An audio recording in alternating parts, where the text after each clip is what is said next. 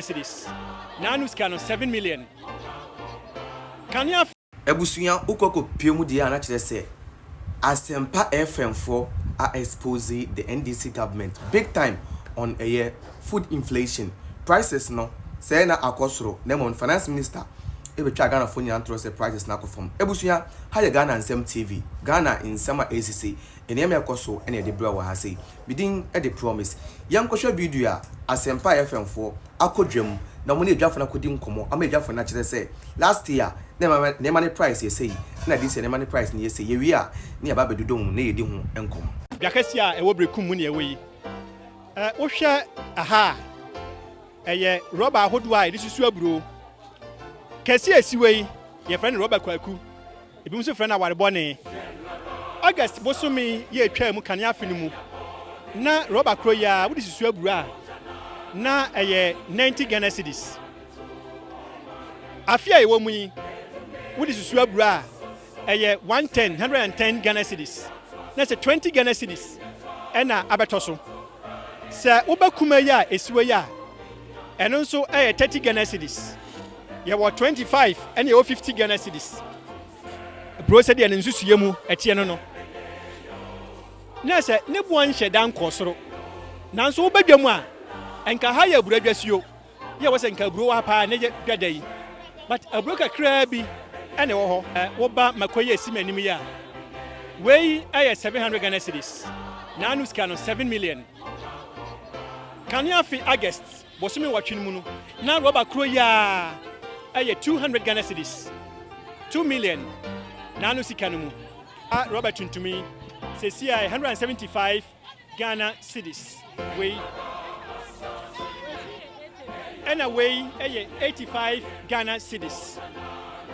Can you have no August na way at saying na at the 50 Ghana cedis say 175 Ghana cedis. Next when the company pon share down ko bebresa but way 200 Ghana cedis last year August say at the 700 Ghana cedis oba bayira mikra yi say ya miensa 100 Ghana cedis 1 million nanu sika no mu sa bayikro ya last year August and as was an abosome no kan afini mu na say ya 9 100 Ghana cedis na se ba kon na free so but e bo no ejima bi egina no a say na dwadifo yi eka se bayira ne bo ayedi nyina egina se ne bo ayedi ba bi mkofa no entina ma ne bo ayedi e odwa so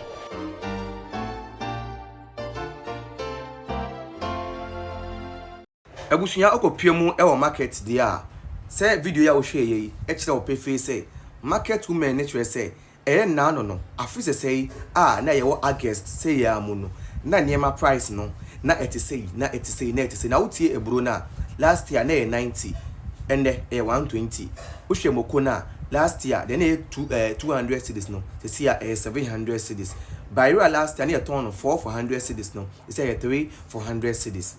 So Ghanaians in the market catch where the finance minister say massa member na parliament dem be twa intro na ntumfo trongo Ghana fo ani esan say Ghana fo ye wo market anom ne de yenim say afi atwam no na ne ma boafo esen ye ne enti ye busa say adentina finance minister e ba be gina the parliament of the Republic of Ghana na wakache omamuni nyina say esia ebro boayefo banchi boayefo bode boayefo bayire boayefo muko boayefo jeni boayefo ntos boayefo nenso okọ market a entesa omosore ya omose dollar ne ye 10 cedi nanso no dollar no inflect e wo ye botom enne obekọ aboso kan yesi ato adem enne obekọ compare yesi atom obekọ ha yesi atom obekọ magazine yesi atom food inflation kwa na ekosoro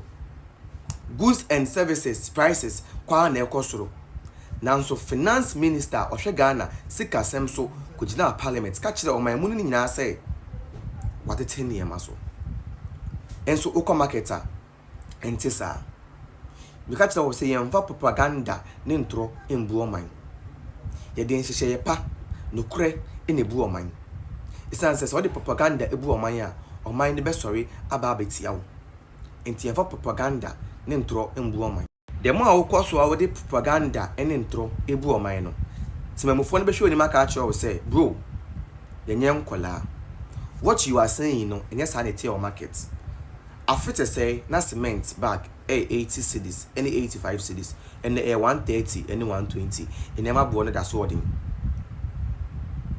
afite say na super glue ye do so ye mpaboa na 2 cedis 50 pesos and 3 cedis 50 pesos afite say na in kind of no 3 cedis and 5 cedis and 5 cedis 7 cedis and 10 cedis 3 cedis any mobium afite say na okoto akoko back na half 10 cedis and half 13 cedis and nema prices enko from memo obi and that say nema prices akọ from afete say na akoko sere mame bi wo area wana metai ko to be ye aduane na 20 cedis half no and 25 cedis nema price enko from memo obi and that yen na ye go from no yenim say things are still expensive, so don't let someone sit somewhere and play with your mind, bro.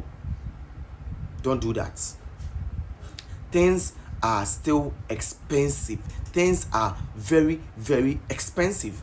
And I know, say, baby, I would say no. You can testify to that. Say the thing that you used to buy at 5 cedis today, it almost turn the same thing at 7 cedis. But bro, I didn't move drone. So I need to be Do you think, say, Asempa for no so ya no mo no? They went to the market, they asked the market women, and they told them, say, Adewe and Dra near Tony say, and near Tony say.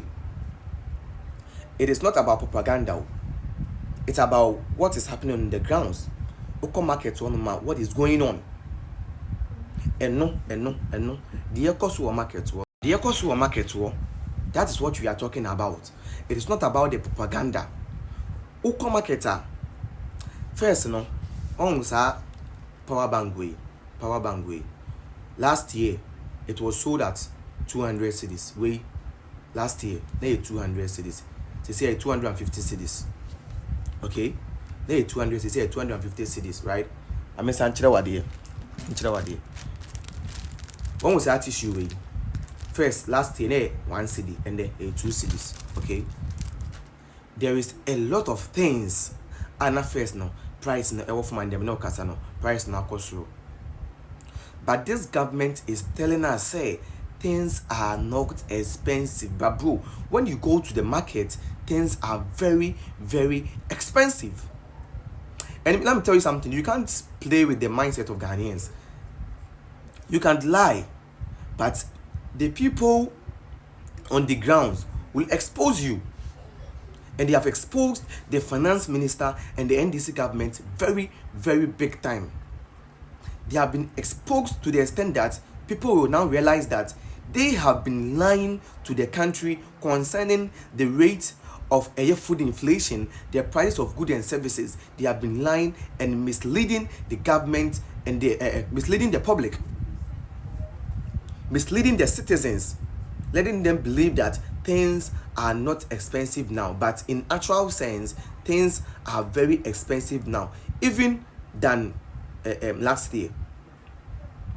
And on Exp0se say or chami onima Asem kosna na wasumwa, you saw the video where the market women themselves confirmed that this thing used to be sold at 2 cedi, now it's being sold at 5 cedis. Imagine a bag of pepper, a bucket of pepper no motono, a bucket of pepper no motono 200 cedis, now almost 700 cedis. Imagine a bro price no more 90 cedis last year for buckets, no, and the almost 120 cedis. Naturally say na be count 30 cedis. Imagine say Baira na first almost 400 cedis, almost 300 cedis, and what be catch you me say by papa aba o mine ekoyi. Masa Ghana na ye one, so when they trouble o mine now, you've been exposed very easy. The be exposed you acquire you cry, you don't even know that you have been exposed. But I know me a Ghana and Asem TV, and as I'm the American, subscribe my channel way. It's answer Hanum in the Exp0se Ato NDC on throw ne in that down with the blue mine ebe bro. Within at the promise higher Ghana and Asem TV. That's so young to boss here. Now we say Yakopon in